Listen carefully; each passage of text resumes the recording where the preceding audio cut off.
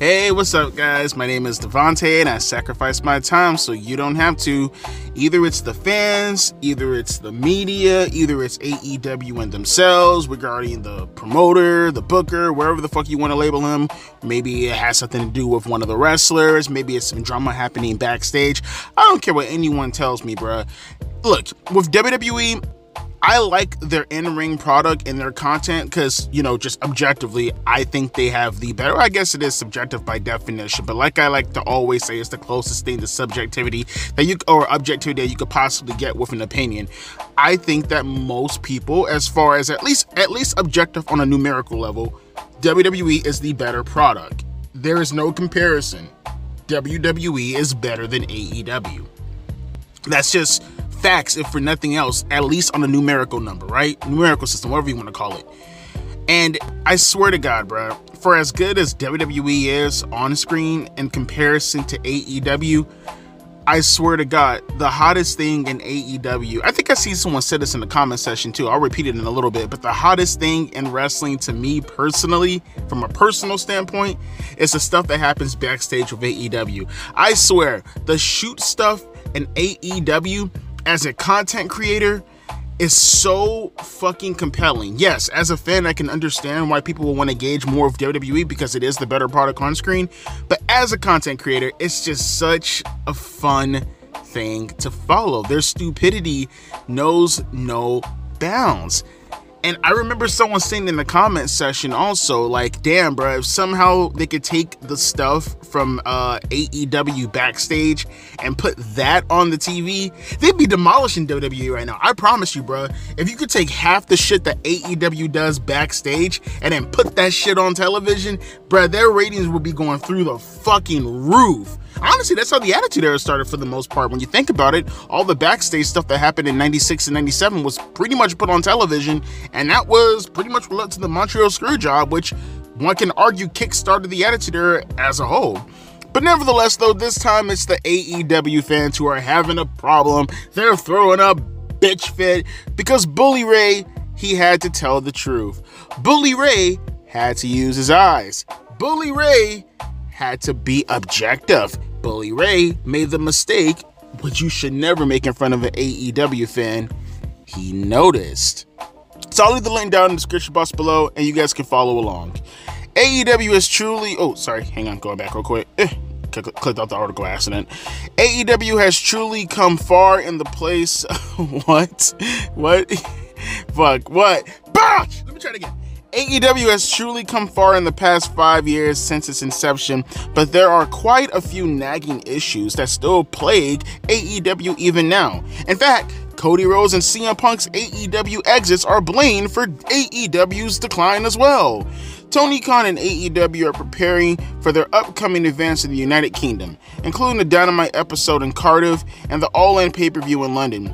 They have also announced next year's All In event in Texas. However, AEW is facing challenges when it comes to a decline in ratings and ticket sales for live shows. In 2021, CM Punk's debut in AEW was a groundbreaking event, but he was ultimately fired by AEW last year and he went back to WWE. Cody Rhodes would leave AEW back in early 2022 after spending almost 3 years there and being one of the central figures of the promotion. While speaking on Busted Open Radio, WWE Hall of Famer Bully Ray talked about the reasons behind AEW's current struggles. He identified two major factors contributing to the promotion's difficulties: the departure of CM Punk and Cody Rhodes. Bully Ray emphasized that AEW's performance metrics are declining, and these departures, along with other issues, have significantly impacted the company's overall situation.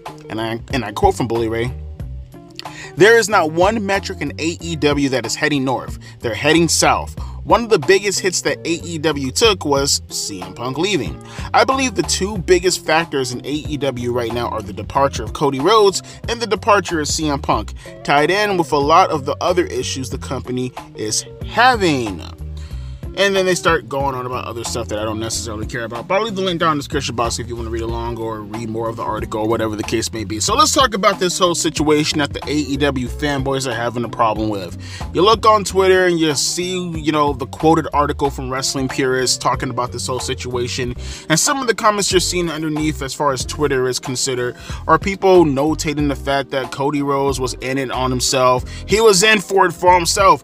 He just couldn't handle having the spotlight taken off of him and put it on people. As a matter of fact, CM Punk was the reason why Cody Rhodes got upset to begin with. I seen one nub say something like that, and how and other people being more, courteous with the obvious, which is Cody Rhodes looking at the scenario, looking at the situation that's currently surrounding him in AEW. He just didn't want to deal with it anymore. See, here's the problem. Cody Rhodes left in early 2022. If you remember correctly, in 2021, I think we may have had a few backstage altercations. Actually, I don't even think that was in 2021. I think all the backstage altercations and all the bullshit that occurred was all in 2022. The Sammy Guevara and Andrade stuff. I think Sammy Guevara had issues also with Eddie Kingston, if I'm not mistaken, right? All the stuff that was happening with Thunder Rosa and Britt Baker, obviously CM Punk and the Elite Boys, all this shit went down in 2022. As a matter of fact, the first time I ever seen AEW have a legitimate, relatable issue that caused them problems, maybe there were some other things, but as far as something that I can notate from a PR standpoint that was wrong, I remember the issue, and maybe there were some other things that happened previously, but at least the first big one I remember was the shit that happened with Big Swole and Tony Khan, and essentially, she never said it outright, but pretty much alluding to the fact that Tony Khan is racist for not booking black wrestlers on the top of the card or some bullshit like that. That's the first time I remember them having an issue within the company in itself, right? But apparently throughout 2021, there were tensions bubbling up to the surface throughout the entire company that people were having a problem with. People who were having other confrontations that we just didn't know about, and situations upon situations that kind of had a tipping point going into 2022. Obviously, also stemming off of the stuff that was happening with CM Punk and the Elite. And the way I look at it is that Cody Rhodes, looking at the situation, if you remember correctly, hearing some of the stuff that was happening backstage, Cody Rhodes and the Young Bucks had separate dressing rooms. There was a situation and tension. I think I talked about this before, but you probably know this already, that was going on between Kenny Omega and Brandy Rhodes as far as how they wanted to book the women's division, and more in particular the Joshi wrestlers versus the American women. There was just tension. There was just tension that couldn't be fixed with Cody Rhodes being there. And I gotta believe also maybe some booking malpractice maybe kind of factored into that too, like Cody Rhodes being a complete dumb fuck and taking himself out of the world title picture, and knowing that he couldn't necessarily, maybe they could have rolled him out of that. It just depends on how the creative could have been. But theoretically, one may say that Cody Rhodes looked at this situation and said to himself, there's no fucking way in hell I can talk myself out of this situation without harming my credibility as a wrestler. Right? So all these things, in my opinion, were markers as to why Cody Rhodes left. From a character standpoint, in regards to his credibility, from a booking standpoint, he fucked up. That was on him. But obviously the backstage stuff, I gotta believe maybe money played a factor. I'm not even here to completely disqualify the notion that CM Punk coming into AEW was a factor as to why Cody Rhodes left. I don't think it had anything to do with CM Punk himself. If I remember correctly, Cody Rhodes was one of the first people that contacted CM Punk in order to get him into AEW, I think even before the company even started, right? I think the whole situation with Cody Rhodes and the Young Bucks trying to contact CM Punk and why CM Punk didn't come in initially, and I think Punk was being kind of a prima donna here, but he was essentially saying something along the lines of, I don't like the fact that you guys are texting me, texting me that we can negotiate a contract. That seems kind of, Bush League. Can you be a little bit more proper, a little bit more, professional, and we can do this in an actual decent setting? I think that was a situation that was happening more so with Punk and the Young Bucks. I'm not too sure about Cody Rhodes, but I know Cody was one of the guys that was trying to get CM Punk into the company early on before the company even started. But my point being is, though, CM Punk and all the stuff as to why he left is already fully documented. We talked about this so many times. As a matter of fact, go look at my previous videos. Not as if I haven't talked about this 1,000,001 times, not as if it's been documented 1,000,001 times. The shit with the Elite and CM Punk has been talked about as much as the Montreal screw job.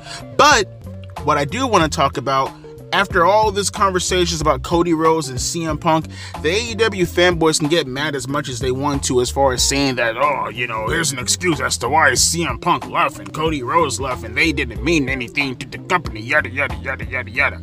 Now, one caveat that I will give is that the fact when, for an example, Cody Rhodes left, the ratings didn't necessarily drop. It didn't necessarily hit a point where it started to decrease drastically.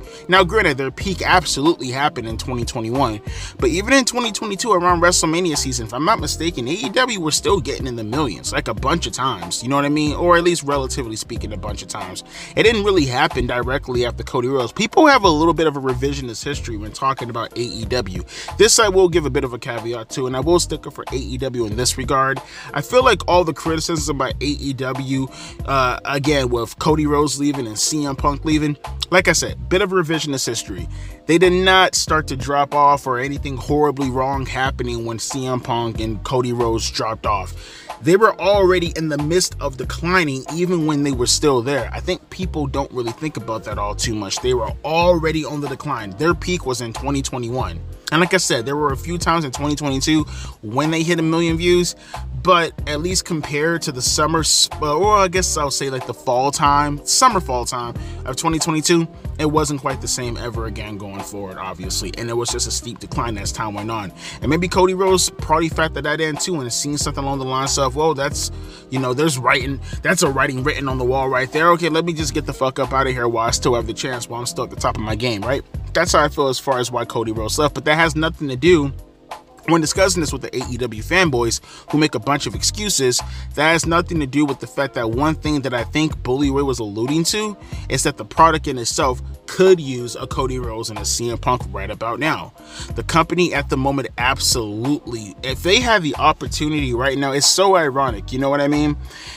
If they have the opportunity, I'm not too sure about CM Punk, but for sure, Cody Rhodes, oh man, if they had the opportunity to get a Cody Rhodes back right about now, and to be quite frank, even CM Punk, let's just take out of the account the EVPs and stuff. Let's just look at this through the mind of a Tony Khan.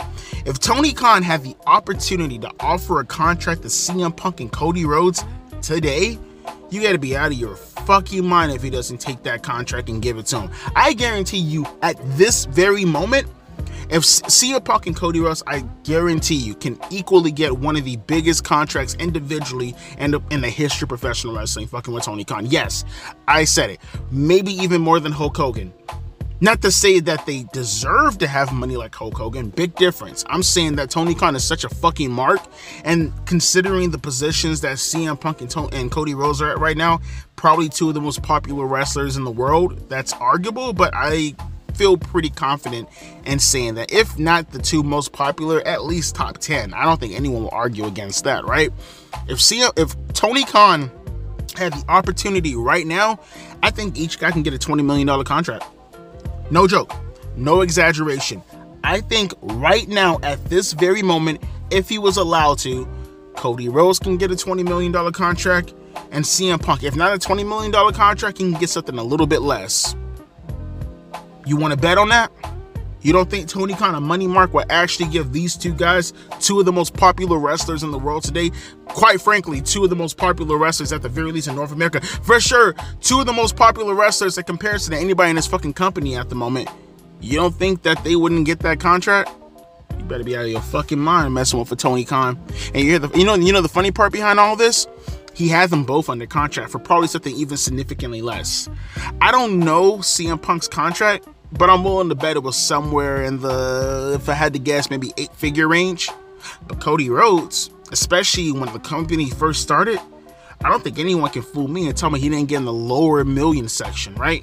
In the lower million figures, maybe $4 to $5, maybe $6 million. And I say low, obviously, because it's Tony Khan. In the grand scheme of things, that ain't nowhere near fucking low. But fucking with Tony Khan, yeah, I wouldn't be surprised. And that has nothing to do with his EVP contract. That's just his talent contract, right? And I gotta believe, with Cody Rhodes and CM Punk and everything that they bring to the table in regards to their popularity currently at the moment, they're gonna ask for the same things. As far as provisions, they're gonna go about their way the same way that they went about their way when they were originally there. What I'm getting at is, If Tony then let all these other morons whisper in his ear, tell him about, oh, well, you shouldn't be doing this, you shouldn't be doing that, maybe we should go this way, maybe we should go that way, rather than listening to two pros who right now most likely are the biggest drawing factors in professional wrestling today in CM Punk and Cody Rhodes. You had them under contract for something significantly less than what you would probably pay for them right now. It's funny. You're gonna pay if there was an opportunity to get them, Tony Khan would go for them, and the thing that he will be paying for is for something that he already had. You get what I'm saying? Like, can you imagine having your food or something like that and then spilling it on the floor and then going back to go get the same thing that you just ordered, and rather than just replacing it with a new order, you're gonna pay more for it. No explanation. You just got to pay more for it now. You dropped it on the floor, pay more for the next meal, and it's the same exact meal. Obviously, I'm being hyperbolic. That would never happen. You sue the fuck out of a company or something like that. Probably not sue. Exaggerating even more. My point being is, though, you had them under contract and you fumbled the ball, bro. Now they're in WWE and they're thriving. They're living their best life at the moment. You see, AEW fans or anybody in regards to that universe can get as much, because we say this all the time, they can get as mad as much as they want to. The truth hurts. The situation is occurring. You can't run from the truth. No matter how much you want to run, no matter how much you want to hide, you can't get away from the truth. It's happening. It's ongoing. It's current. And the more and more you recognize this, the more and more you get to learn from your mistakes. You get to maybe invest in other superstars and other wrestlers who could probably bring more eyeballs to your company if, like I said, you learn from the mistake of CM Punk and Cody Rhodes as far as how you dismissed them, how you ran them away. And then maybe you could take some knowledge from what those two had embodied within their body. You take it and you run your business correctly. You make superstars that could eventually rival those talents. You pay them at a pay grade that's probably 10 times less than their original contract. Make more money, get a return on your investment. And then they themselves could eventually make $20 million. But who cares when your overall revenue is $1 billion? Or as what they say, $2 billion? Yeah, $2 billion my ass. You know, I just feel bad. I honest to God feel bad for everybody involved in all this, whether it's the people who are critiquing AEW who get shamed for it, but every fucking way you look around, turn around, dance around, they've always been proven right. They're always proven right. It's a never-ending circle. Or do I feel bad about AEW, where almost always they take an L? They always take an L. Eventually, when everything is said and done, they take an L. It's a no-win situation for anyone involved. Either you're the person who's critiquing AEW, trying to prevent them from doing the dumb shit that they're currently doing and fulfilling the dumb shit, or you go ignored, you get made fun of, all the names in the fucking world, for them to eventually do the dumb shit, and never will you get an apology. You might even be called a hater even stronger. And the company just failed again. It's a never-ending cycle with this fucking company. But it is funny to think about sometimes. Right now, two of the biggest wrestlers in the world you had under contract, and you just let them go away to the opposition. And now they're making more money than ever before for not only themselves, but for their place of business when you had both of them under contract. Not even both separately under contract. From August or July, at least when CM Punk showed up on television, from August of 2022 to like January, February-ish of 2023, that whole entire time frame, they were under contract. So many ways, so many things that you could have done. The amount of money you could have made, gone, just like that. Yet the AEW fanboys want to blame everybody but the nut job who has them under contract. Never the people who are currently under contract with the company right now, who are most likely the reasons as to why those two aren't in the company currently at the moment, that being the Young Bucks. Notice how the denominator in all this in regards to why your company keeps failing, whether it's ratings, whether it's your two biggest stars no longer being around. It always comes back to the Young Bucks, doesn't it? Funny how that works, right? Funny how that works. But let me know your thoughts down in the comment section below. What do you feel about the topic? What do you have to add to the topic? What more can you say about the topic that hasn't been said already? Like, going after Bully Ray right now, pitchforks and torches all around, man. They just can't let anyone have an opinion, bruh. Like I said, it's a never-ending cycle. One person says something that they disagree with, they attack that person, then inevitably, because it always happens, it happens, and then they have egg on their face. And then they restart the process all over again. And whether it's the wrestler, whether it's the company, whether it's the ratings, everybody suffer because they are that stuck in their own mind as far as what they feel is what's preferable in professional wrestling. Never mind what ratings and everything else is telling you. You're willing to ignore every figure in the world to fixate on the large number because that's what makes you look good. And in reality, you have no fucking clue what that's doing to your entire business at the moment. It's a damn shame you can't get out of your own fucking way.